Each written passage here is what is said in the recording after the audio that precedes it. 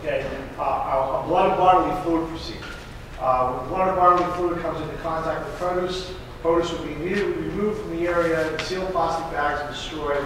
All surfaces that come in contact with the contaminated produce will be cleaned and sanitized before using those surfaces for produce. So you just have a procedure. Somebody cuts their finger, boom, we're gonna take anything that was in an area, we're gonna throw it away, and we're gonna wash it, we're gonna clean the table that was just there.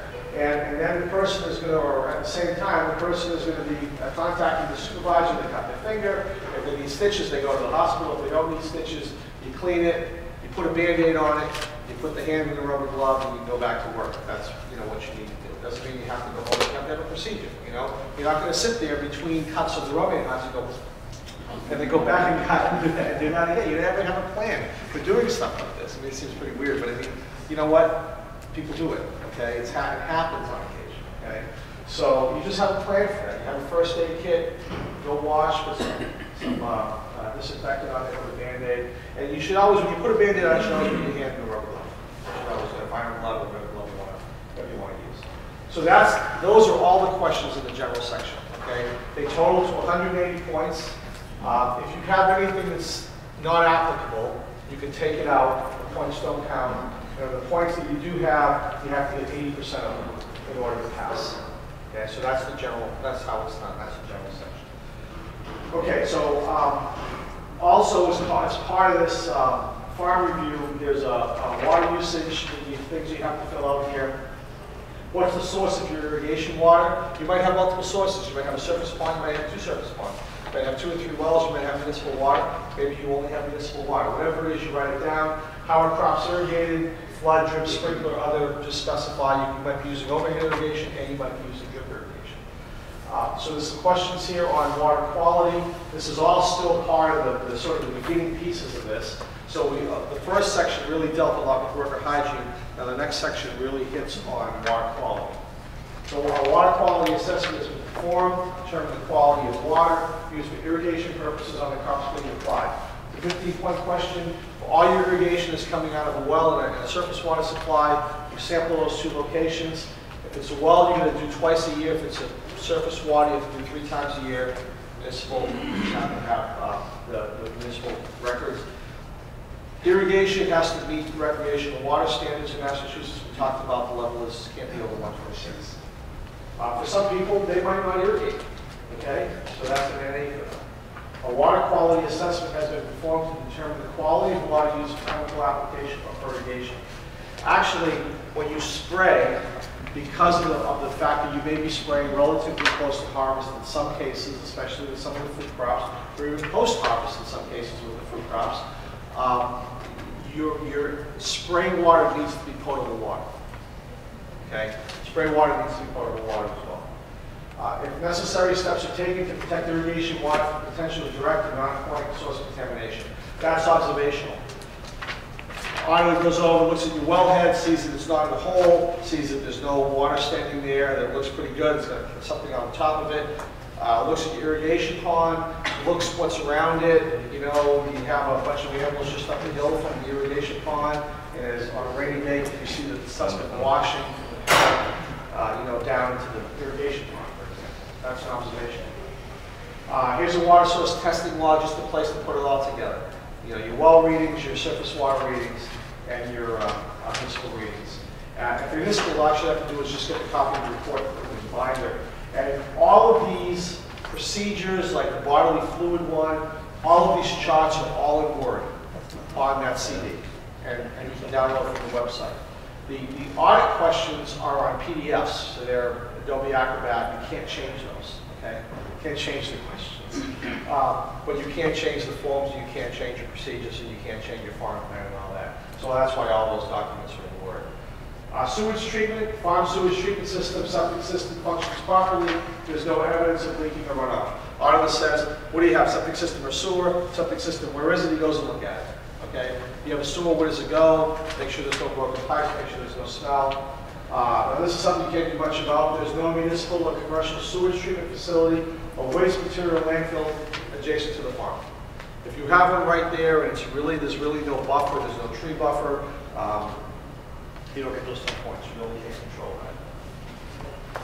Crop production areas, so now just animal and livestock questions. Crop production areas are not located near or adjacent to dairy, livestock, or fowl production facilities unless adequate natural or physical barriers exist. So if you have these things, so this includes all animals that you might be raising on your farm, so dairy, livestock, or fowl. So are these all located in areas where there's not going to be an issue with runoff and all that? This is kind of a tough one here. There's some questions here that can become a little bit difficult. There's this sequence right here, and then there's another sequence when we start talking about manure and compost. You also hear people say, I don't see how any organic grower can pass GAP. Okay, well I know several that have, so if it is possible, and I know several that also have animals as well as produce that have passed, so I know it's possible. But there's places where you might just lose some points because it's kind of some difficult territory that you're treading on here. But you have to be conscious of it. And one of the things, it's one thing to say, okay, I'm going to build a horse barn, or I'm going to build a place for my fowl or something like that. It's away from my production areas, they're ditched, I know the water's not running off in the fields and all that. But you know, some people have those portable chicken coops and they run in this field and that field, or you know, this field's in pasture this year, and you know, it's a cover crop and we're going to pasture the cows out there. And you know what? That field rotates. So you can't say, well, yeah, it's easy the first time I can become GAP certified, all that stuff will be downhill, okay? And all the produce will be uphill, but you know what happens when you rotate that? So things move around, and so, I mean, it's just an issue. It's just something that's hanging out there. And, I mean, you can step back from it, and you can use the thing, well, I've been farming for 100 years and haven't killed anybody yet. I mean, there is some merit in that. But on the other hand, at least be aware of where things are running. And, you know, especially where, I'm thinking mostly where runoff and dust. Sort of the two things, runoff probably being the most important. Manure lagoons located near or adjacent to crop production areas are maintained to prevent leaking or overflowing, or measures have been taken to stop runoff from contaminating crop production areas. So if you have a manure lagoon, it just has to be situated in such a way that it can't overflow, that there's enough berm around it, and you're okay. Manure stored near or adjacent to crop production areas is contained to prevent contaminated crops. Now, I showed you that picture before of the manure field, manure pile, and the lettuce field. Now, if there's a pretty good sized ditch between those two things, the water can't run down, collected, you might be okay with that. Personally, I'm still not crazy about it from the standpoint of dust, but there are ways of protecting it. Maybe there's a little berm there of shrubs or something. Some way of having that separate. Usually have a little more choice on where you might put the manure pile. Measures are taken to restrict access of livestock to sources or delivery systems of crop irrigation water. The auditor doesn't want to come down and see the cows standing in the pond where the intake pipe of the irrigation pump is. I mean, that's sort of self-explanatory. Crop production areas are monitored for the presence or signs of wild or domestic animals entering the land. It doesn't mean you're going to stop everything, but if you're one of those people that has a horrific deer problem, then you know, maybe you need deer fencing. Or maybe you need something that you're doing to dissuade the deer from being all over your lettuce or your apples or something. Measures are taken to reduce the opportunity for wild or domestic animals from entering the crop production areas. So the first one is you're doing some monitoring. So that's the clipboard that's probably going to be on the back of my four-wheeler, and I'm going to be going around. And you know, this is not real complicated. You're the broccoli guy up in Maine. The moose pretty much are across that same broccoli field in the same place every day. That's their path going through the broccoli field. In my case, I have my woodchucks live around my irrigation pond. They also live along the river. If I plant the field of lettuce, the irrigation pond's here. The lettuce rows are here. They're 700 feet long. No matter how much I do, and how many friends I have with weapons, there's about 50 feet of these lettuce fields I can't harvest. That's just the way it is, okay? And so I give up my $5,000 a year to the woodchucks every year, and that's my reality. But the thing is that I note that, I see that it's there, and we're harvesting, my employees know that. First of all, it's a quality issue anyways, because the lettuce is being picked out and everything. But on the other hand, you know, the animals have been in there, and that's where they hang out, and that's where they stay, and there's a problem there. So part of it is just, okay, noting that there's a problem. And two, are you doing anything to dissuade them? So you have some habitat traps there, something that you're doing to try to limit the population that might be in an area. So here's an animal monitoring log. You know, maybe every day you go out, you go look at the areas that you're going to harvest and see if you've got an animal issue. Okay, now this is the series of questions that create the most angst. Beyond those few questions before, Now you get to this point, you get manure, municipal biosolids. So you have to put yourself into one of these three categories, okay? Category 1, raw manure or a combination of raw manure and composting manure is used as a soil amendment. You're in category A. Category B is only composted manure or treated municipal biosolids are used as a soil amendment. So the first one, you're using raw manure. The second one, you're using only composted manure. The third one, you're not using any manure or municipal biosolids on your farm. So if you're not using any, you automatically get the 35 points in that section, okay?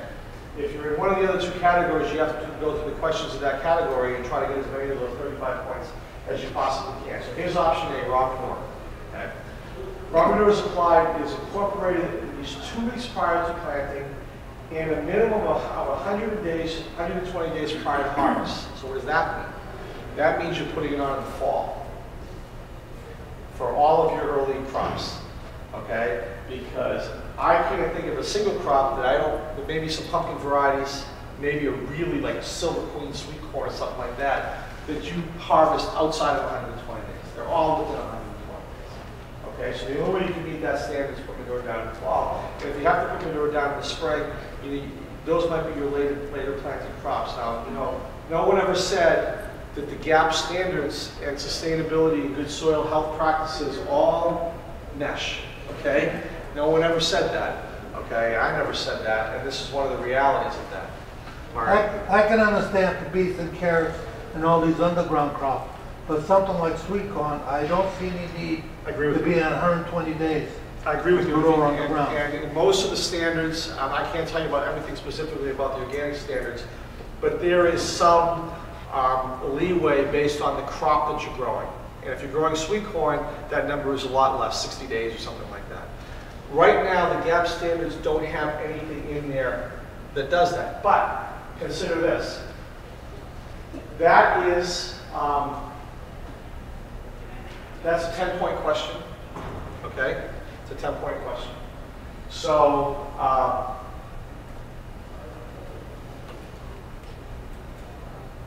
the second question there is to me the really impossible one. The first one is kind of impossible if you're going to apply manure in the spring. The second one is even more impossible. Raw manure is not used on commodities that are harvested within 120 days of planting. So in order to get this 10 points, you can't be growing anything that matures in less than 120 days. Otherwise, you can't have those 10 points. Okay? It's not about when you apply the manure, it's planting. Now, and these are in there, and again, some of these things are extreme examples or extreme things, but there's no partial credit here. You either get the 10 points or you don't get the 10 points. To me, 114 and 115, is a real issue for a lot of people that are using any sort of manure. If both raw and treated manure are used, the treated manure is properly treated, composted, or exposed to reduce the levels of pathogens. So if you're using treated manure or composted manure, it's just a point here where if you're going to say it's composted manure, you have to have some documentation that says it truly is composted manure. Manure is properly stored prior to use, and again, that just comes down to where is it? Is it sitting right next to the lettuce field or not? Here's a manure application log to keep track of your manure applications, just like you keep track of your fertilizer applications. Okay, so that was a total of 35 points back there. Okay, 10, 20, 30, 35. Okay, 25 is not that difficult to get. 35 is very difficult.